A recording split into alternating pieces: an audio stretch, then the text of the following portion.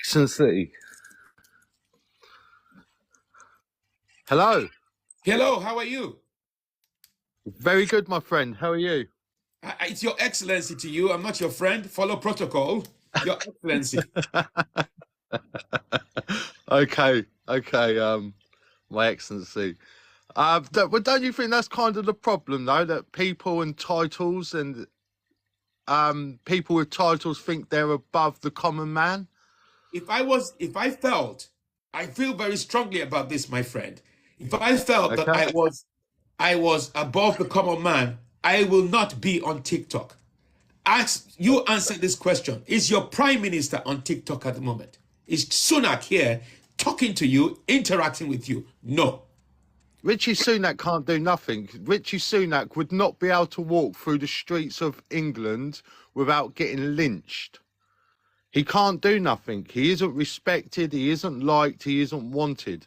So what is the solution for Britain? Because Britain at the moment is collapsing. Britain is destroyed at the moment.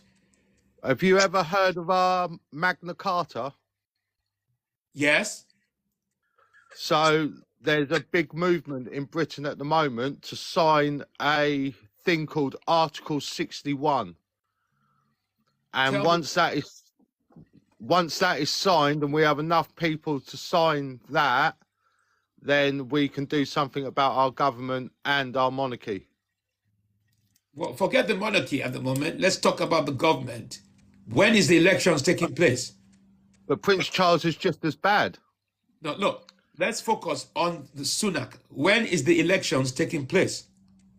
Well, he won't put a date on the elections because he knows he's going to lose it. So we've got a new party called Reform UK, and they are massively taking votes off the Conservatives at the moment. Really, the Conservatives, the way they're going at the moment, they could be dead and buried within the next 4 years. There will be no more Conservatives. So are you saying to me, because I'm not very familiar with British politics, are you saying to me that it is likely that the Reform UK party will take over from the Conservative party? Is that what you're saying? Not this time round. What they'll do is they will take enough votes to crush the Conservatives and Labour will get in.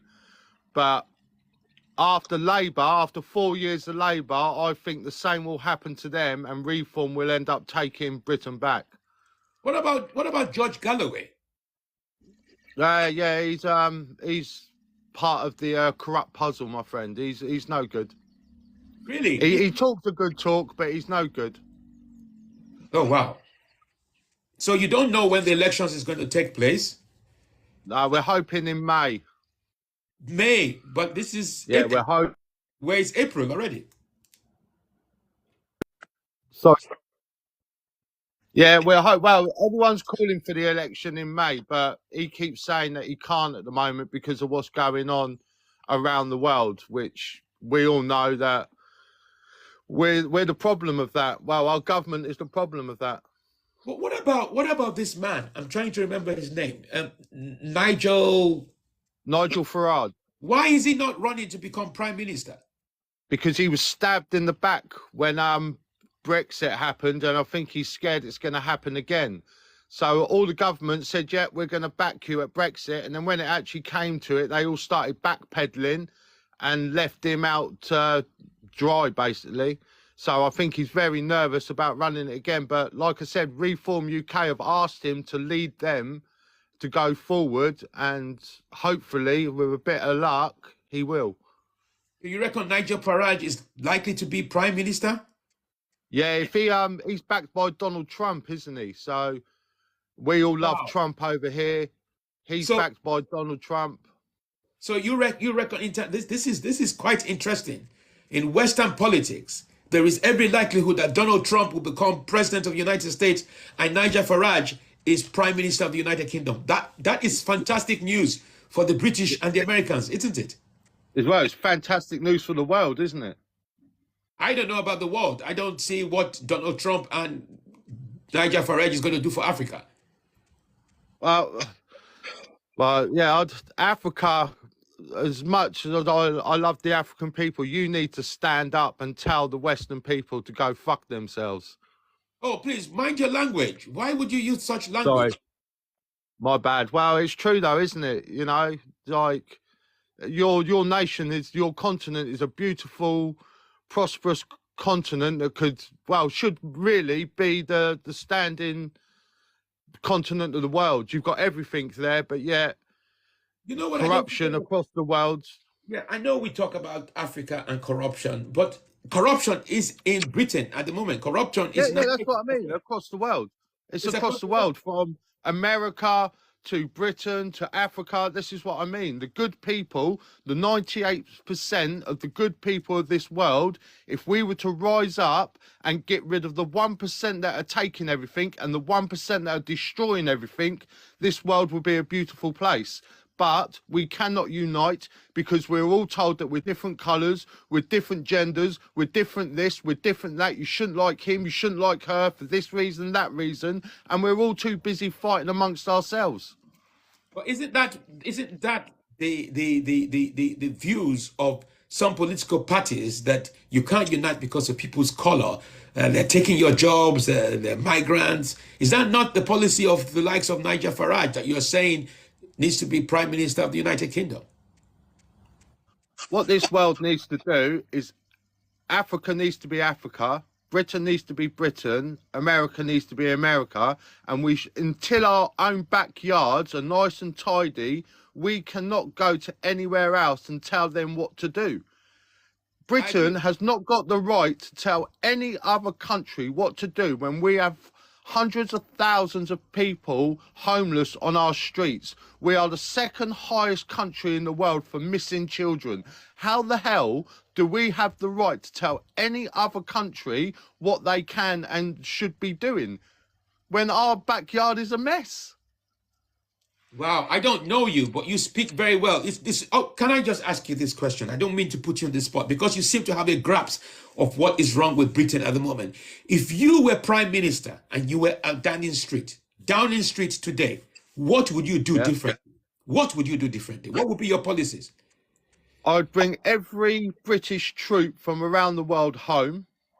I would use them to clean our own streets. I would use them to get our homeless off the streets. I'd do massive changes. Like, I know the oil industry, the plastic industry and all that could be eradicated overnight through one plant, hemp.